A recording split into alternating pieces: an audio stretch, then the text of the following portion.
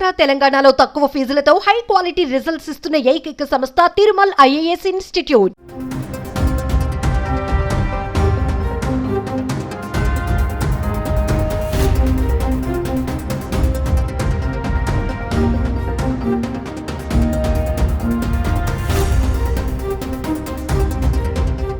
తిరుపతిలో జరిగిన తొక్కిసలాట ఘటన కలిచివేస్తోంది. 6 మరణించడం, 40 మందికి గాయాలు కావడంతో దేశవ్యాప్తంగా తీవ్ర చర్చనీయాంశమైంది. ఈ ఘటన నేపథ్యంలో ప్రభుత్వం అప్రమత్తమైంది.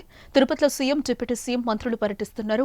ముందుగా సీఎం చంద్రబాబు చేరుకుని ఘటనా స్థలాన్ని పరిశీలించి అధికారులపై ఆగ్రహం వ్యక్తం చేశారు. తర్వాత పవన్ కళ్యాణ్ కూడా తిరుపతి చేరుకున్నారు.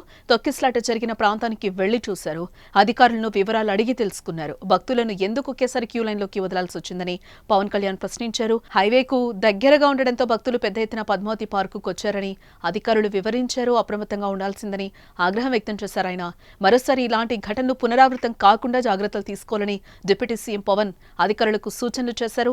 ఆసుపత్రిలో చికిత్స పొందుతున్న బాధితులను పవన్ పరామర్శించారు. ఘటన జరిగిన వెంటనే డిప్యూటీ సీఎం పవన్ కళ్యాణ్ స్పందించారు. 6 మృతి చెందారని తెలిసి తీవ్ర ఆవేదనకు లోనైనట్టుగా ఆయన ట్వీట్ చేశారు. భగవంతుడి దర్శనం కోసం వచ్చిన భక్తులు దుర్మరణం పాలవడం దురదృష్టకరమని అన్నారు. మృతుల కుటుంబాలకు ప్రగాఢ సానుభూతిని తెలియజేస్తున్నాను.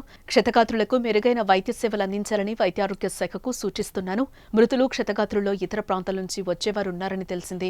వారి కుటుంబీకులకు తగిన సమాచారం ఇవ్వటం, సహాయ సహకారాలు అందించడం కోసం సత్వరమే తగిన ఏర్పాట్లు చేయాలని తిరుమల తిరుపతి దేవస్థానం అధికారులకు సూచిస్తున్నాను.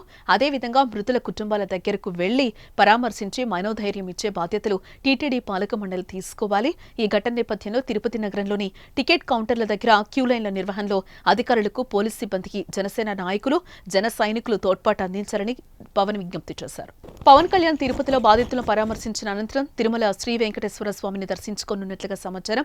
ఈ సందర్భంగా ఆయన దేవస్థానం అధికారులతో పాటు జిల్లా అధికారులతో కూడా భేటీ అవుతారని భావిస్తున్నారు. భక్తుల భద్రతకు సంబంధించి చర్యలపై పవన్ ప్రత్యేకంగా చర్చించే అవకాశం కనిపిస్తోంది.